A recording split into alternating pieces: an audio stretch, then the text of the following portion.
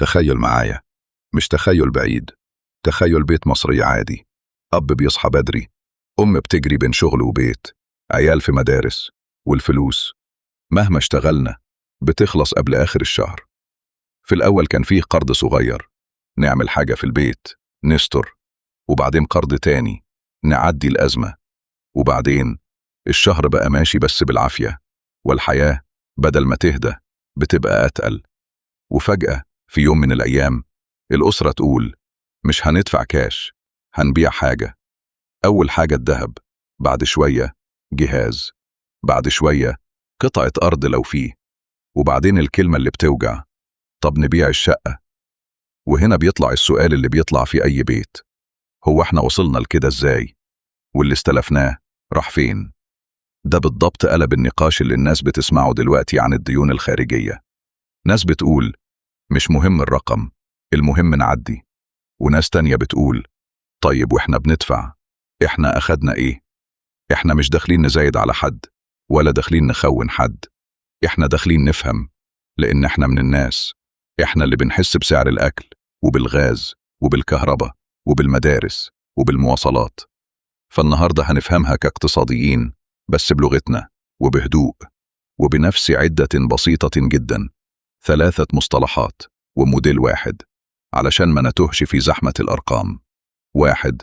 3 تعريفات هنمشي بيهم للآخر. خد نفس، دول مفاتيح الحلقة. 1. نسبة الدين إلى الصادرات، يعني بنقارن الدين الخارجي بحجم الصادرات. ليه الصادرات؟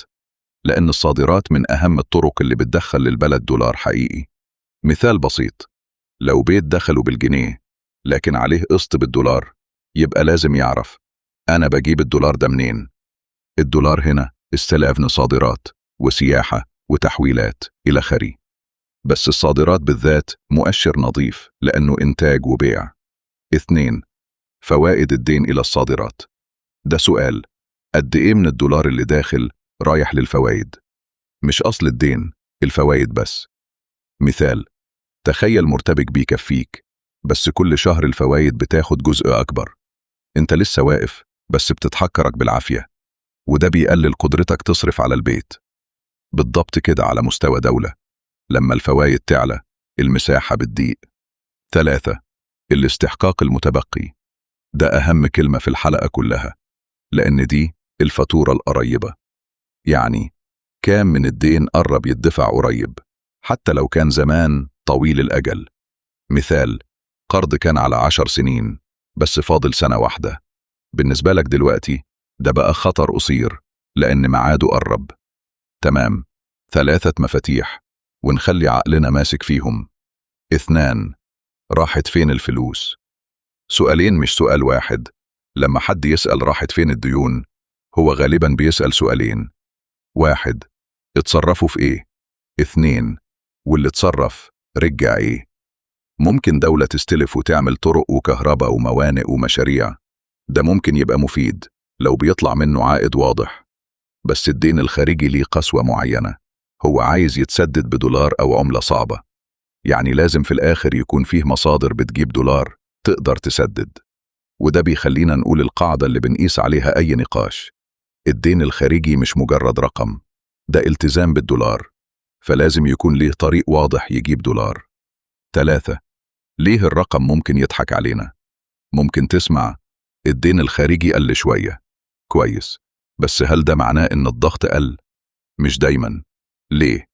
لأن الضغط الحقيقي بيجي من 3 حتت، وإحنا هنقولهم بطريقة سهلة: الجبل، الدين نفسه، الفاتورة، الفوائد اللي بتدفع، الميعاد اللي قرب يدفع قريب.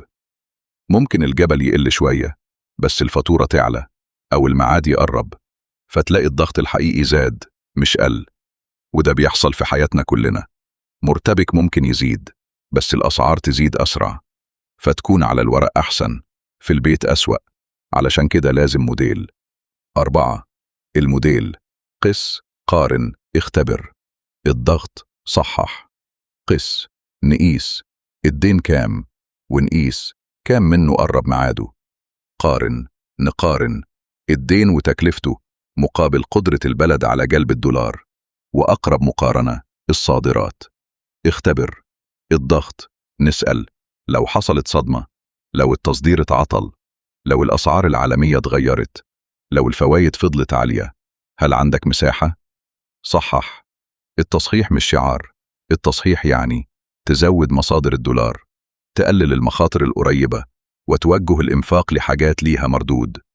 دلوقتي نطبق الموديل على الأرض بمشهد مصري واضح. 5. مشهد يومي. إحنا اللي بندفع. إحنا لما بنتكلم عن ديون ده مش كلام في الهوا، إحنا بنتكلم عن تكلفة بتدخل في تفاصيل حياتنا. سواق تاكسي بيقولك البنزين بقى نار، أم بتقولك أنا بقلس في الأكل علشان الدروس، أب بيقولك الشغل زاد والفايدة بتاكلنا، وشاب بيقولك أنا عايز فرصة مش عايز خطبة. إحنا واحد من الناس، وعلشان كده لازم نفهم هل الديون اللي اتخذت عملت حاجة تخلي حياتنا اليومية أسهل، ولا إحنا بنعيش ضغط والنتيجة مش باينة؟ السؤال ده مش سياسي، ده سؤال كفاءة. 6. نطبق المفاتيح الثلاثة على مصر بطريقة ما تتوهش المفتاح الأول: نسبة الدين إلى الصادرات. الفكرة هنا بسيطة، لو بلد بتصدر كتير عندها قدرة تجيب دولار وتسدد، لو بلد صادراتها ضعيفة أي دين بالدولار بيبقى تقيل. يعني ممكن تلاقي بلد دينها أكبر بس صادراتها أكبر بكتير فتستحمل، وممكن تلاقي بلد دينها أقل بس صادراتها ضعيفة فتتخنق. ده سبب إن الاقتصاديين يحبوا النسب دي، لأنها بتقول القدرة مش بس الحجم. المفتاح الثاني: فوائد الدين إلى الصادرات. هنا بقى الوجع الهادئ، لأن الفوائد بتدفع كل سنة وبتسحب من الدولار اللي داخل. وأصعب جزء في الفوائد إنها مش بتبني لك حاجة، هي ثمن الوقت، ثمن إنك استلفت. فلو الفوائد عالية مقارنة بالدولار اللي داخل من التصدير يبقى كل صدمة صغيرة تعمل مشكلة كبيرة. وده يخلينا نفهم ليه ناس بتقول حتى لو الرقم اتظبط شوية الإحساس في الشارع مش بيهدى. المفتاح الثالث: الاستحقاق المتبقي. هنا بقى الجزء اللي الناس كتير ما بتاخدش بالها منه. لو في جزء كبير قرب ميعاده البلد لازم تعمل واحد من 3: 1. تسدد. 2. تجدد وتدور، تستلف تاني علشان تسدد القديم. 3. أو تبيع أصل تدخل صفقة علشان تجيب دولار بسرعة. وده مش عيب لو مؤقت، بس لو بقى أسلوب حياة يبقى خطر، لأن أي لحظة الدنيا تشد التجديد يبقى أغلى أو أصعب، وتلاقي نفسك بتجري أسرع علشان تفضل في نفس المكان. 7. بيع الأصول.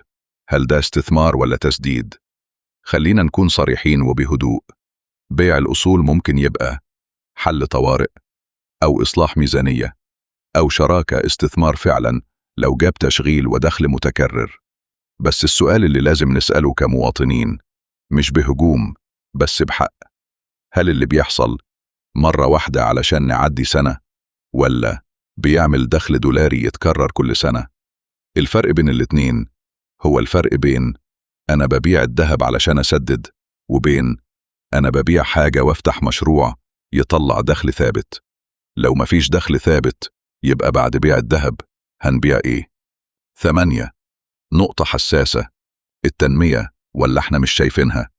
ممكن حد يقولك طب ما اتعملت طرق واتعملت مشروعات واتعملت بنية تحتية. ممكن، بس الاقتصاد ليه اختبار بسيط جدا: هل المواطن حاسس إن حياته اليومية أسهل؟ هل في وظائف؟ هل الدخل الحقيقي اتحسن؟ هل الخدمات بتواكب؟ هل التعليم والصحة والنقل بقى فيهم مساحة؟ احنا مش بنقول لا يوجد شيء جيد، أكيد في حاجات اتعملت، لكن السؤال هل اللي اتعمل بيترجم لراحة يومية ولا لأ؟ وده اللي بيخلي النقاش سخن، لأن الناس مش بتعيش على الرسومات، الناس بتعيش على الواقع. 9. counter example: إمتى الديون تبقى مقبولة؟ علشان ما نبقاش أسرى فكرة واحدة لازم نقول الديون مش شر مطلق. في دول بتستلف وتنجح بس بشرط واضح: مشاريع بعائد، صادرات قوية، أو دخل دولاري متكرر، ومواعيد سداد متوزعة ومش خانقة. ساعتها الدين يبقى جسر يعدي بيك. لكن لو الدين ما زودش قدرة البلد تجيب دولار، والفوائد عالية، ومواعيد الاستحقاق قريبة، يبقى الدين بقى سير متحرك، انت ماشي عليه وبتتعب بس مش بتتقدم. 10. 3 قواعد للمشاهد تخليك فاهم من غير دوشة. القاعدة الأولى: اسأل عن النسب مش الرقم. أي حد يقولك الدين كذا، قول طب مقارنة بالصادرات عامل إيه؟ والفوايد مقارنة بالصادرات عامل إيه؟ واللي قرب يدفع قريب قد إيه؟ ده يخليك تحكم بعقل مش بعاطفة. القاعدة التانية: فلوس مرة واحدة مش خطة. لو كل سنة محتاجين بيع أصول أو صفقة استثنائية علشان نعدي، يبقى ده نجاة مش نمو. النمو الحقيقي لازم يبقى فيه دخل متكرر، إنتاج، تصدير، دولار، سداد. القاعدة الثالثة: مش هدفنا اليقين، هدفنا نحد الخطر. إحنا مش بنقول نعرف بكرة هيحصل إيه، بس نقدر نسأل إيه اللي يقلل احتمال الصدمات ويزود قدرة البلد تجيب دولار ويقلل المخاطر القريبة. ده تفكير مسؤول، وده اللي يخلينا نفهم بدل ما نتهز. 11. الخاتمة: تحيا مصر، بس لازم يحيا المصري. في الآخر، أي كلام عن وطن بدون إنسانه بيبقى ناقص. البلد مش مباني وبس، البلد هي الناس اللي كل يوم بتصحى بدري وتكافح وتستر. إحنا مش ضد فكرة التضحية في وقت حرب أو خطر وجودي، بس في الاقتصاد التضحية لازم يكون ليها معنى واضح. لو أنا بتعب وبشد الحزام، يبقى لازم أشوف خطة وأشوف شفافية وأشوف طريق يطلع دخل، مش بس تأجيل فاتورة. علشان كده أهم كلمة بنختم بيها النهاردة هي الشفافية مش رفاهية. الشفافية بتقلل خوف الناس وبتقلل تكلفة المخاطر، وإحنا كمواطنين وكمتعلمين نثبت الموديل: قس، قارن، اختبر الضغط، صحح. لأن أخطر مكان في الاقتصاد إنك تبقى واثق وإنت غلط.